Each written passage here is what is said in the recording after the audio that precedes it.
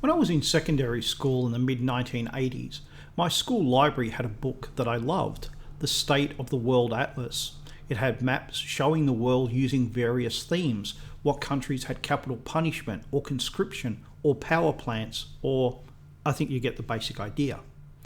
One of the maps was on world religions, and it showed the religion of the Soviet Union as Marxist-Leninism. In the description, it stated that the Soviet Union officially had no religion, but that Marxist-Leninism was in reality the de facto state religion.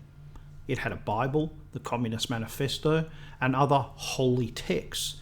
It had its own saints and demons. It had its own processions. It had its own paradise and its own hell.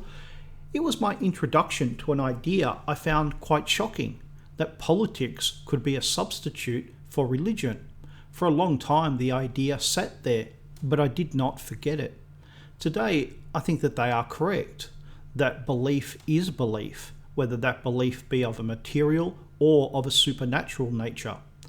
That means that as religion, particularly Christianity and Judaism, have been disappearing, belief has continued. Not belief in God, instead in man's ability to create our own paradise on earth. For a long time, God's paradise and man's paradise lived side by side, because man's paradise looked to be a long way off. In the last 100 years, God and his followers have had to compete against man's paradise, a paradise that seemed with each passing decade to be closer. To many people, we didn't need supernatural miracles, as man was now able to create his own miracles. The rate of technological advance during that time was truly spectacular. During the 20th century, there was an assumption that technological progress would spell the end of religion, and in its place would be rational thinkers. However, human nature is not like that. In reality, we are both rational and irrational. That means that if we reject one belief, we go looking for another. It satisfies both our emotional needs and our logical needs. So believing in communism or liberalism can become a religious experience. But there is one major way that this new religion is deficient, and that is in its own belief that it is not a religion. It means that the believer's faith is always being challenged, and they feel that they must defend it constantly against attack.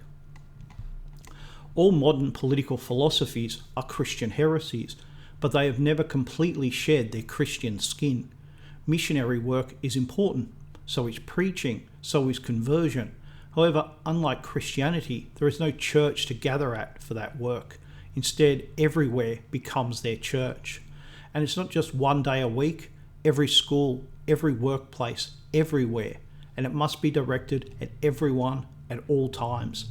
Everything must be political because politics is their religion.